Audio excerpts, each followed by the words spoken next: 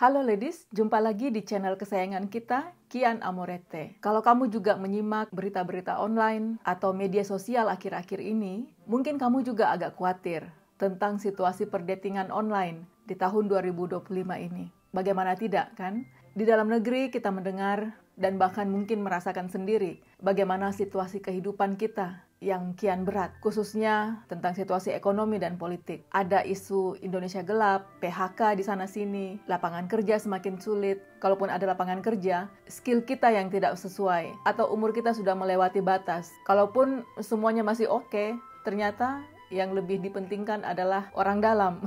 Mau kabur ke luar negeri, apa daya, dana tak sampai. Mungkin ya. Makanya kamu mungkin merasa kayaknya lebih gampang deh cari jodoh, khususnya cari jodoh orang luar. Mana tahu ada yang nyantol, mana tahu langsung dilamar dan langsung diboyong ke negara si pasangan. Tapi ternyata suasana kehidupan di luar negeri juga tidak seindah yang dibayangkan. Akibat perang Rusia dan Ukraina misalnya, kayaknya banyak warga negara dari kedua negara itu yang mencari aman di negara Konoha. Karena mungkin jumlah mereka yang cukup banyak, sehingga konon kehadiran mereka itu agak mengubah situasi pariwisata di negara kita. Sering kita dengar kabar-kabar miring tentang bule-bule di Bali yang kayaknya mungkin bikin kamu ilfeel juga. Oke lah, mungkin mereka bukan favorit kamu. Mungkin selama ini yang menjadi favorit kamu adalah bule-bule dari US, dari Amerika Serikat. Tapi ternyata US juga akhir-akhir ini sedang mengalami kemelut dengan kebijakan-kebijakan presiden mereka yang kayaknya agak lain.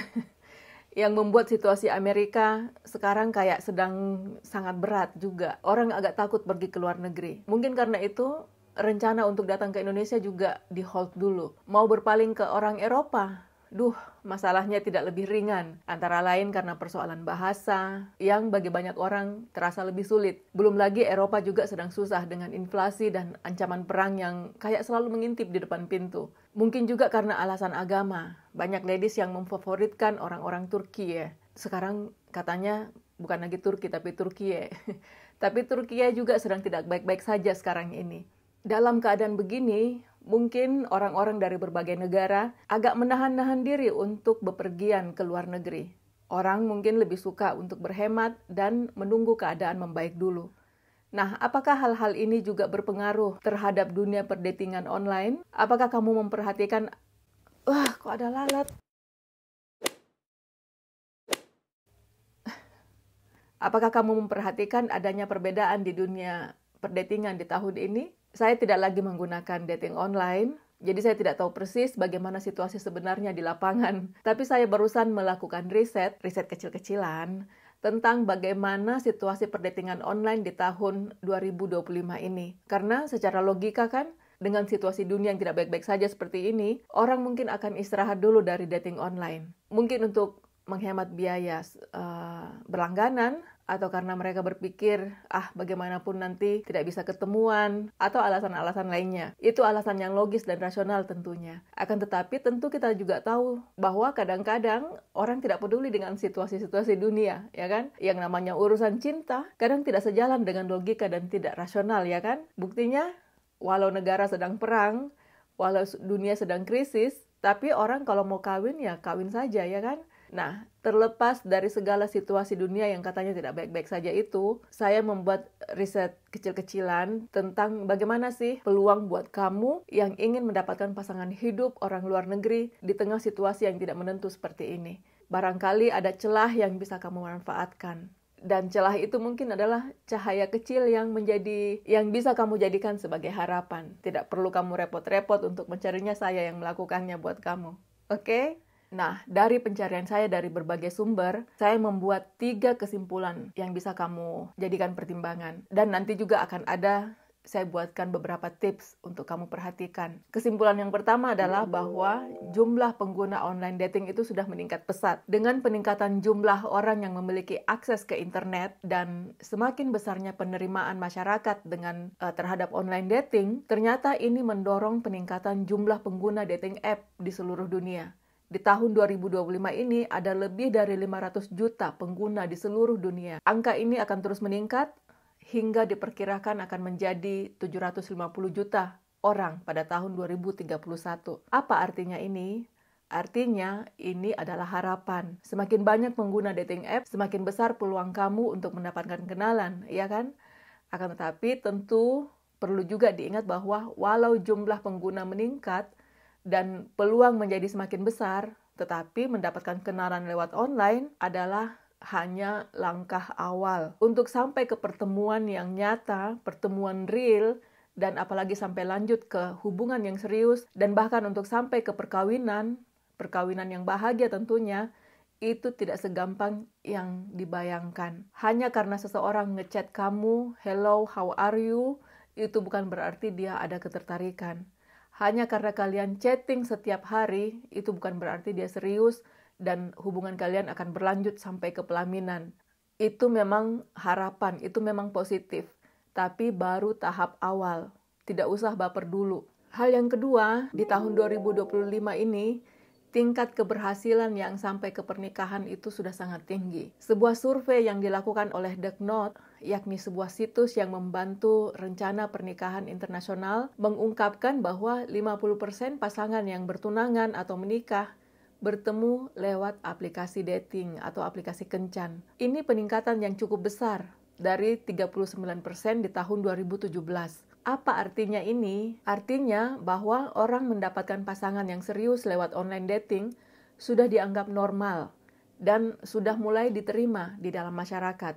Setidaknya di dalam masyarakat barat dan masyarakat modern. Setidaknya orang-orang tidak begitu curiga lagi dengan pencarian jodoh lewat online. Tidak seperti misalnya 5 tahun atau apalagi 10 atau 15 tahun yang lalu. Mencari jodoh lewat online itu kayak sesuatu yang sangat memalukan dan banyak orang melakukannya secara diam-diam. Akhirnya yang berhasil dapat jodoh ya banyak, tapi yang juga diam-diam kena scam dan jadi korban kejahatan lewat online juga banyak. Catatan saya yang ketiga adalah bahwa gelombang pergerakan masyarakat dunia ke Asia itu semakin besar akhir-akhir ini. Dalam percakapan-percakapan di media dan media sosial, kita bisa mengamati bahwa masyarakat dunia sedang bergerak menuju Asia dan atau Asia Tenggara. Asia Tenggara termasuk Indonesia tentunya. Dalam dunia ekonomi, perusahaan-perusahaan besar di US dan Eropa melebarkan sayapnya ke Asia.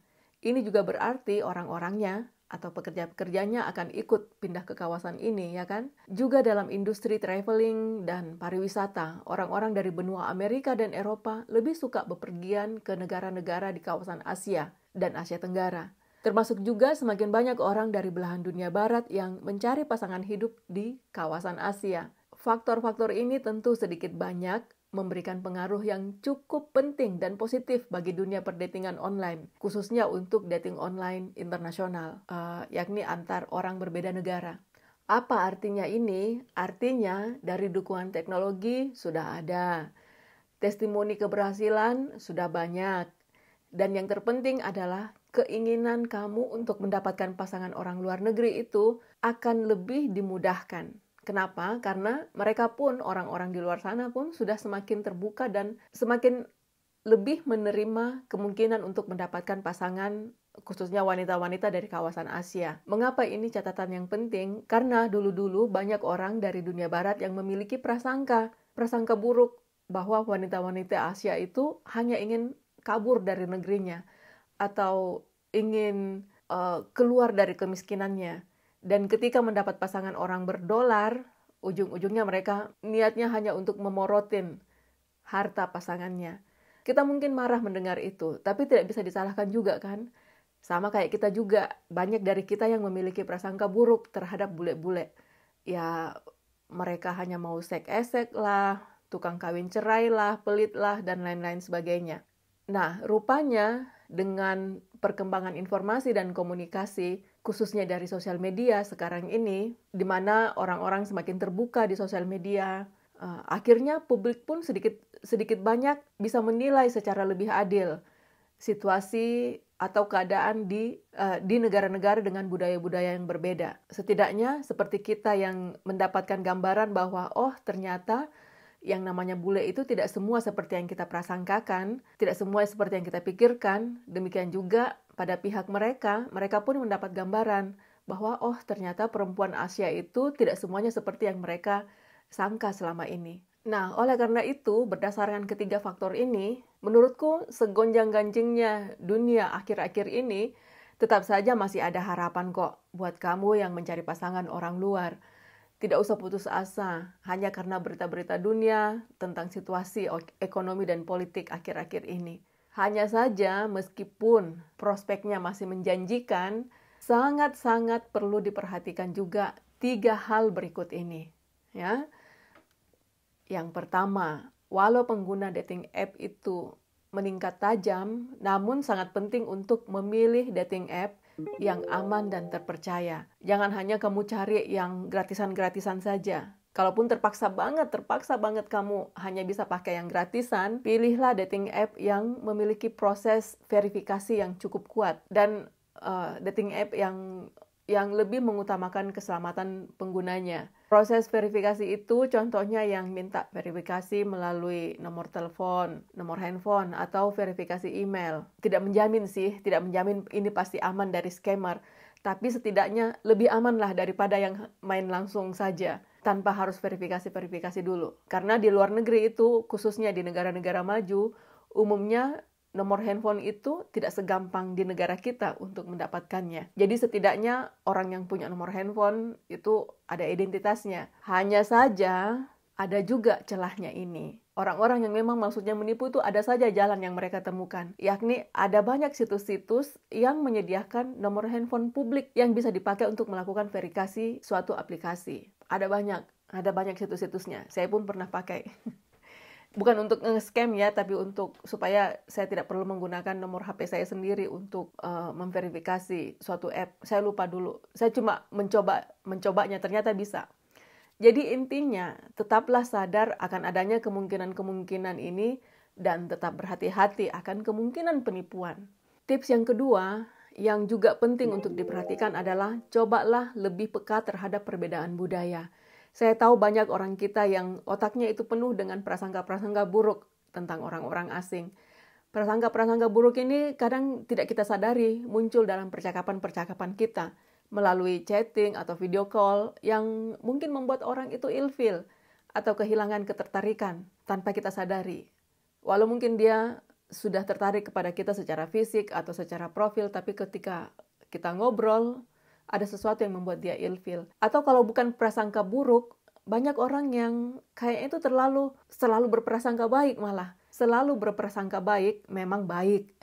Mungkin sesuai dengan ajaran kita, ajaran agama kita. Hanya saja ketika kita terlalu berprasangka baik kepada seseorang, apalagi di dunia online, akibatnya itu kadangkala kita menjadi sasaran empuk, penipuan atau scam. Jadi intinya tetaplah sadar dan terbuka akan berbagai kemungkinan. Bersikap terbukalah untuk mempelajari dan menghormati cara hidup orang lain. Dan untuk saling mengenal terlebih dahulu secara sadar. Saya menekankan kata secara sadar ini karena kita itu cewek, kalau kita sudah suka sama cowok, biasanya kita itu sudah kayak tidak sadar.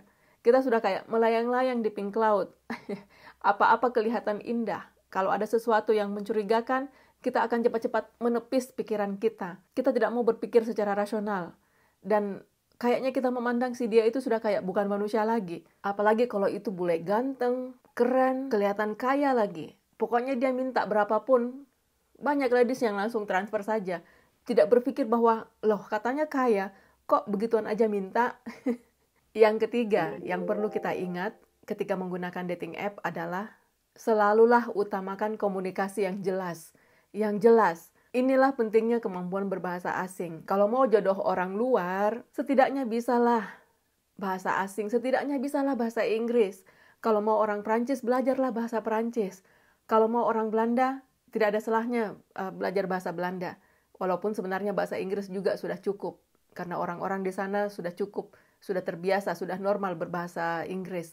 Tapi kalau misalnya kamu mau dengan orang Jerman, kalau kamu mau ikut dengan dia di negara Jerman, itu dibutuhkan sertifikat kemampuan berbahasa Jerman. Bahasa Inggris saja tidak cukup. Nah, itu baru bahasanya. Bisa berbahasa asing saja belum cukup. Diperlukan juga kemampuan kita untuk berkomunikasi. Terbuka dalam berkomunikasi, mampu untuk mengungkapkan apa-apa pikiran kita dan perasaan kita secara kata-kata. Bukan hanya diam dan berharap orang lain akan mengerti kita. Artinya, adalah sangat penting bila kita bisa mengungkapkan dengan kata-kata dalam bahasa asing apa niat kita, apa harapan-harapan kita, apa keinginan-keinginan kita di masa depan, atau apa yang kita dambakan dari pasangan hidup kita. Dan nanti ketika sudah dalam hubungan, penting juga kita mampu mengungkapkan apa yang membuat kita marah, mengapa, dan apa yang kita inginkan. Demikian juga dengan kesedihan kita, apa yang membuat kita sedih, mengapa, dan apa yang membuat kita bisa happy. Selain itu kita juga perlu menggali hal yang sama dari si dia. Mengapa dia marah? Mengapa dia sedih? Mengapa dia diam? Dan itu semua dilakukan dengan bahasa asing.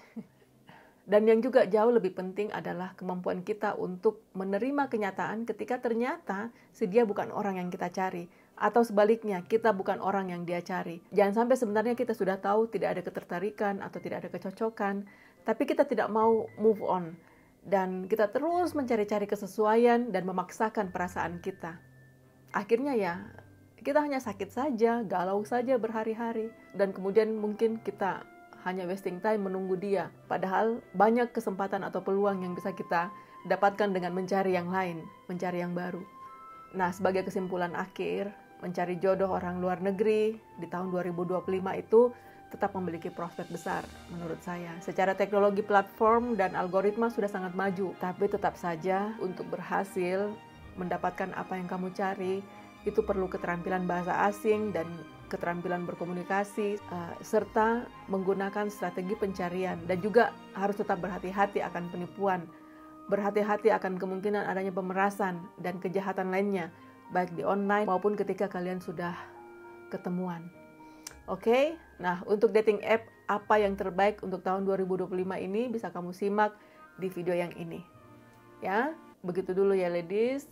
Semoga bermanfaat. Salam dari Jerman. Tschüss.